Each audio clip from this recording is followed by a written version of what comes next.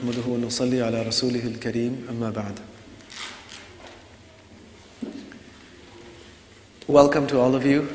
Welcome to the Siraat College and this Interfaith program.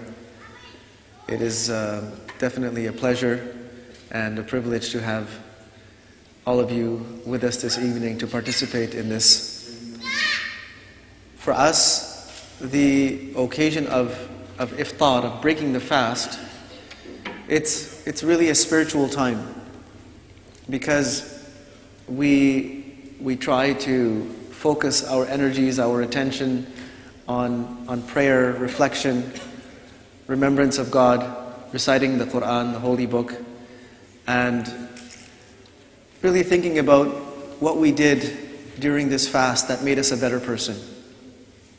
Our theme for this program is Ramadan, a month of compassion. And Ramadan is truly a month of compassion. One of the things that fasting enables us to do is start sympathizing and understanding the situation of those people who don't always have everything all the time on demand. And that little bit of, even though your fasts here in Australia are quite short, my friends and family in Canada are having much, much longer fasts, 19 hours, 20 hours fasts. So the fasts here are really short, they pass by so quickly. But that little bit of hunger that we experience, it does enable us to start relating to large portions of the world's population that don't have those 3 square meals a day. And also enables us to focus our energies on what we are doing about it. What are we doing to end hunger in the world, to end poverty? What are we doing to help those people that are underprivileged around the world?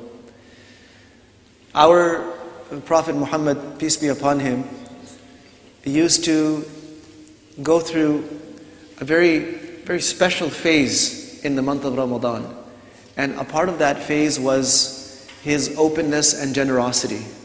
In fact, the description of his generosity in this month is كَالرِّيحِ الْمُرْسَلَةِ, like a free blowing breeze or a wind. It just blows and there's nothing stopping it. There's no obstacle, there's no hindrance. So he used to spend on people and he used to give to people. And he was generous by nature, extremely generous. He would never keep anything. He would never keep anything for himself. But in the month of Ramadan, it was another level altogether. So that set the standard and the bar for us as well as Muslims, as his followers, that we also have to become more generous and open up and start sharing.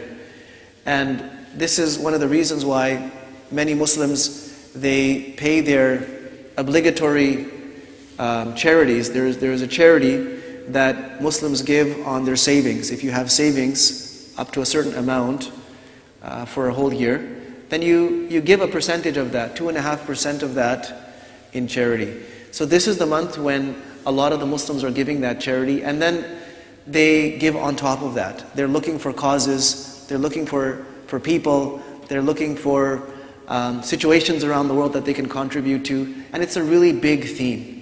It's a really important part of this month. And there is another charity that we give before the month ends, and the idea of that is that all the poor people have something to celebrate Eid with, so that while people that have something, that have earnings, and they have a decent income and lifestyle, while they're able to help their children celebrate and have something on the table and have those gifts, what about all of those people that didn't have that? So this is a kind of global charity that's done at this time to make sure that everyone has something for Eid. In the tradition of Ramadan, one of the very famous events is that the Prophet, peace be upon him, his family members were fasting. And just when they were about to break their fast, someone came and knocked on their door somebody who was begging for food and said, I don't have anything, can you help me? Now, all this family had at that time was just enough food to break their fast. And at the same time, the door is knocking, and what do we do?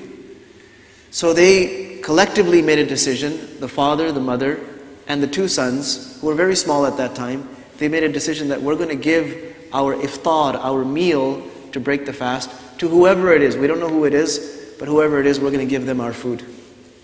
And so they did that. And they just went and probably broke their fast with a little bit of water and went on. The next day, while fasting, again the same thing happened. That right before it was time to break fast, somebody knocked on their door and said, help me. And again they said, okay, let's help this person out again. It was another person. So they gave the food to them. And the same thing happened on the third day. And so this is happening, and verses in the Quran were revealed to the Prophet Muhammad, peace be upon him, that there are such people who have this outstanding characteristic, وَيُطْعِمُونَ الطَّعَامَ عَلَى حُبِّهِ. They're feeding people even though they need the food themselves. They're giving it to whoever needs it, whether it's someone who's poor, whether it's an orphan, it's someone undergoing some other circumstances. They're not looking at what is the specific circumstance of that person. What they are looking at is that the person is in need of assistance. We are in a position to help. That's good enough. One of the benefits of fasting, one of the spiritual benefits of fasting, is that it takes our attention off of our bellies, off of our physical being, our physical needs, and gives us time to focus on our spiritual being, our spiritual needs. And it's somewhat of a reality that most of the trouble that's caused around the world, it's not caused by the poor populations, it's caused by the people who have their bellies full and their pockets full. These are the people that are causing a great deal of difficulties around the world. So when we also keep our bellies empty, it enables us to take the focus off the self. And that self-centered reality that sometimes it becomes our personal reality, where everything is about me. Are my needs fulfilled or not? Am I okay? Am I comfortable? Am I getting what I need, what I want? It gives us a chance to shift the attention to, am I becoming the person that I need to become? Am I going through that change? Am I going through that process of self-disciplining? Am I getting rid of my lesser or lower tendencies? Am I learning to control my anger, for example? Am I learning to control my language? Am I learning to diffuse situations, or is it all about me and me getting the last word in? So these are also very important themes in the month of Ramadan. The idea is, when we come out of this month, we come out as much better individuals than we were before we started. And the way it's supposed to work is that we build these positive changes into our lives, and those changes are supposed to remain.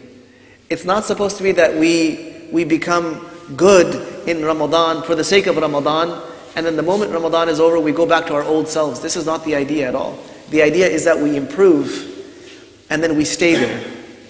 And then when next Ramadan comes, then we improve again. And then we stay there, or steadily improve. So each Ramadan, it becomes like a step forward. Each Ramadan is a means of progress. So generosity, spiritual advancement, getting closer to God, getting closer to Him by becoming the person that He has created us to be.